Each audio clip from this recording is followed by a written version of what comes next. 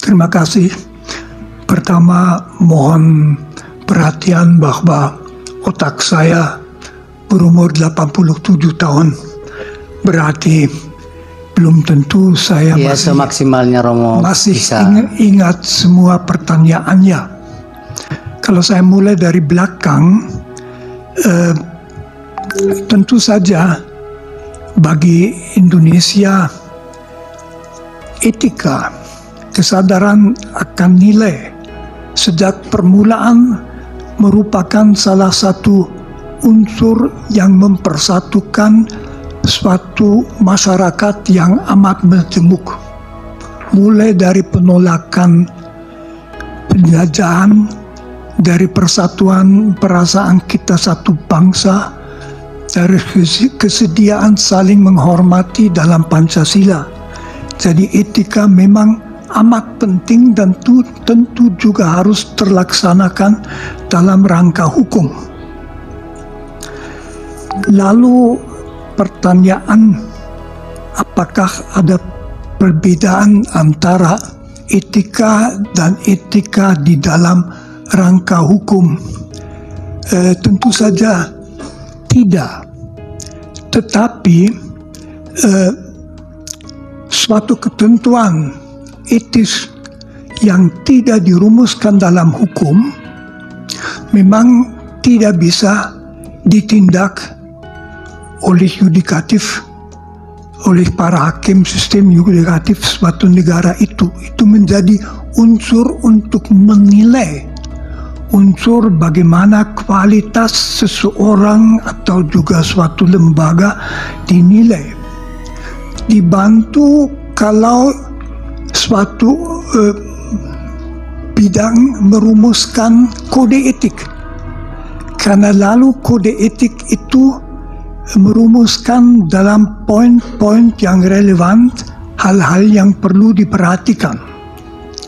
Jadi memang pelaksanaan para hakim dalam sistem yudikatif mesti atas dasar undang-undang. Di situ muncul pertanyaan yang di Jerman muncul keras sesudah runtuhnya Hitler. Apakah hakim boleh mendasarkan diri pada suatu ketentuan hukum yang harusnya diketahui ya. Tidak berarti ada susunan resmi tidak boleh dipakai. Ada hakim yang sesudah Perang Dunia Kedua dihukum karena menjatuhkan vonis atas dasar hukum yang berlaku, misalnya hukuman mati. Jadi masalah hukum kodrat itu sudah over. Sekurang-kurangnya kita mempunyai hak-hak asasi manusia yang sekarang juga ada dalam undang-undang dasar kita. Diharapkan bahwa disadari bahwa etika tidak boleh dilanggar. Bagaimana itu masuk dalam hukum, ini oleh ahli etika tentu tidak bisa dikatakan. Mengenai bansos, saya tidak mengatakan apapun tentang yang dilakukan Presiden Jokowi. Saya melakukan kalau seorang presiden yang sebetulnya tidak mengurus langsung kementerian, mengambil bansos yang sudah disediakan di situ untuk kepentingan politiknya, maka itu pencurian. Apakah itu terjadi di Indonesia? Bukan urusan saya bukan ahli mengenai hal-hal itu. Saya hanya melihat kasus secara teoritis. Tetapi misalnya kalau dibagikan tanpa memperhatikan bahwa itu untuk para fakir miskin, yaitu lalu mengenai dampak kalau pernyataan pelanggaran etika oleh Mahkamah Majelis Kehormatan diabaikan. Tentu saja itu memberi kesan bahwa asal ada kekuasaan, maka bukan hanya etika tetapi juga hukum tidak perlu diperhatikan. Jadi penguasa bisa mengatakan abaikan saja. Itu dengan sendirinya memperlemah sekali struktur negara seperti negara hukum. Indonesia itu adalah negara hukum, dan mengabaikan pernyataan bahwa suatu keputusan merupakan pelanggaran etika yang berat, saya dari sudut etika hanya bisa mengatakan merupakan sendiri pelanggaran etika yang berat. Dan kalau masyarakat mengalami bahwa etika secara berat bisa dilanggar demi suatu tujuan politik, dengan sendirinya faham mengenai penguasa yang melakukan itu akan turun, akan ditaati karena dia berkuasa, tidak karena keyakinan lagi. Akibatnya, kalau mengikuti Immanuel Kant, Kant justru menunjukkan kalau suatu negara ditata menurut undang-undang yang adil dan bijaksana, tidak perlu usaha etika tinggi. Orang dengan sendirinya akan taat karena paling masuk akal hidup sesuai dengan undang-undang. Kalau sebaliknya negara tidak memperhatikan itu, orang secara etis tidak akan merasa melakukan apa-apa kalau tidak taat pada negara, hanya akan memperhatikan supaya tidak kena. Seperti di lalu lintas, kalau kita dengan motor lawan arus, itu pertimbangan etis, itu tidak.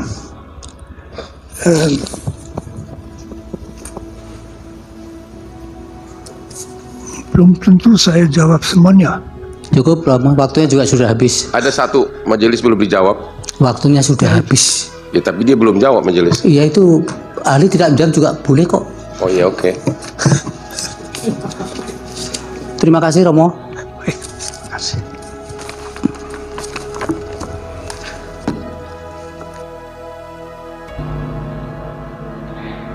Ya, teman-teman, di dalam sengketa Pilpres tahun 2024 ini, maka selaku Romo Magnes Suseno menjadi saksi ahli ya dari Ganjar Mahfud.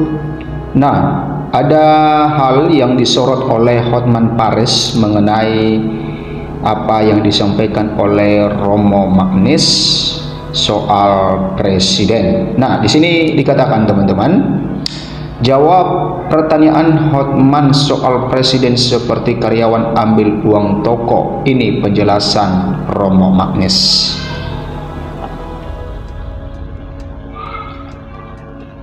Hotman Paris Hutapea selaku anggota tim kuasa hukum pasangan Prabowo Subianto Gibran Raka Buming Raka, pihak yang terkait pada sidang sengketa perselisihan hasil pemilihan umum atau PHPU di Mahkamah Konstitusi atau MK, mempertanyakan pernyataan ahli Frans Magnis atau Romo Magnis tentang bansos dalam sidang yang dilaksanakan Selasa 2 April 2024.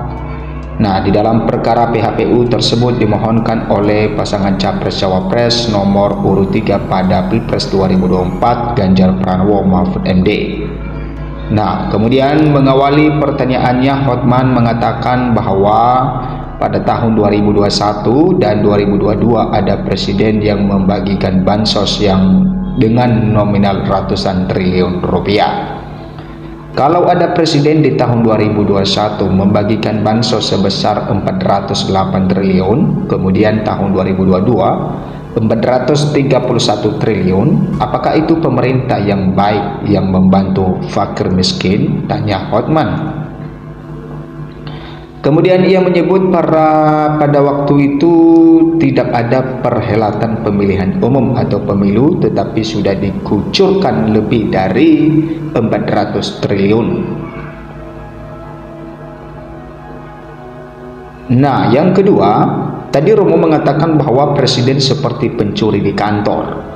Mengambil duit dibagi-bagikan, presiden ambil uang bansos untuk dibagi-bagikan. Apakah Romo mengetahui bahwa bansos yang dibagikan itu sudah ada datanya berdasarkan DTKS, yaitu data terpadu kesejahteraan sosial, dan satu lagi P3KE, pensasaran percepatan penghausan kemiskinan ekstrim, tanya Hotman lagi. Menurut Hotman, data penerima bansos sudah ada dan presiden membagikan secara simbolik di awal sesuai dengan data yang sudah di kementerian masing-masing. Ia menyatakan presiden tidak pernah membagikan bansos di luar data yang sudah ada, DTKS dan P3KE sesuai dengan data kementerian. Dari mana Pak Romo tahu bahwa presiden seolah mencuri dari uang bansos untuk dibagi-bagikan? Padahal Pak Romo tidak tahu praktik pembagian itu sudah ada data lengkapnya, yaitu keluarga penerima manfaat KPM, tanya Hotman. Nah, ini pertanyaan Hotman Paris di Mahkamah Konstitusi di dalam sidang itu, karena Magnis Suseno diketahui menjadi saksi ahli dari Ganjar Mahfud, dan Romo Magnis Suseno menyoroti tentang pembagian bansos, dan inilah pertanyaan dari Hotman Paris. Kemudian kita lihat apa yang dijawab oleh Romo Magnis Suseno. Menjawab pertanyaan tersebut, Romo Magnis mengatakan ia tidak pernah menyampaikan pernyataan tentang yang dilakukan oleh Presiden RI Joko Widodo atau Jokowi.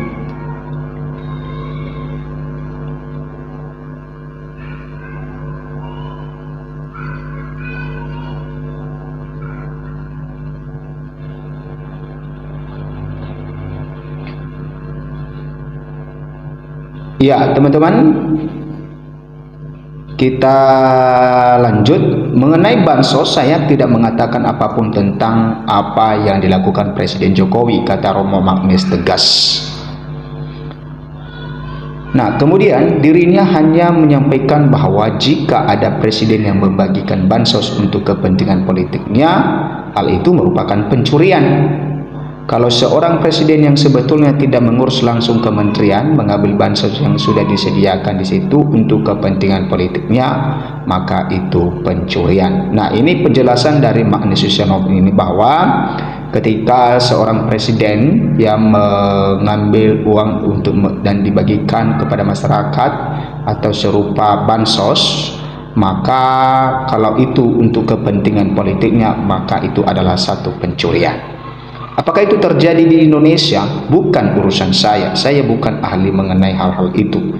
Saya hanya melihat kasus secara teoritis, tambahnya. Ia juga menjawab pertanyaan dari kuasa hukum Ganjar Mahfud tentang dampak yang mungkin terjadi jika putusan MK soal pelanggaran etik diabaikan.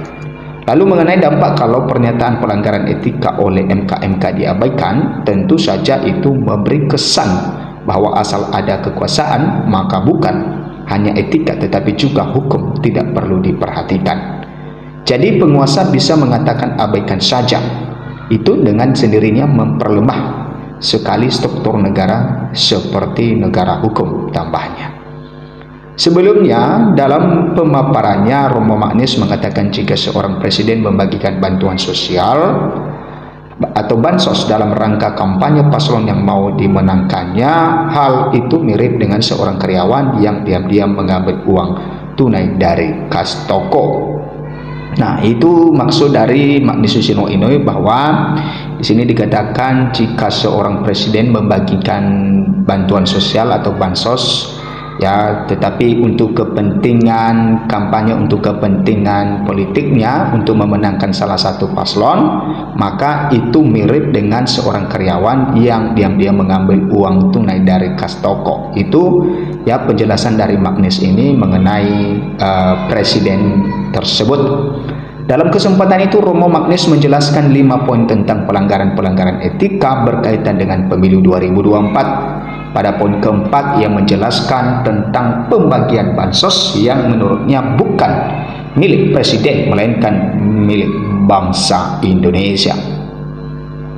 Nah, bansos bukan milik presiden melainkan milik bangsa Indonesia yang pembagiannya menjadi tanggung jawab kementerian yang bersangkutan dan ada aturan pembagiannya, kata Romo Magnis.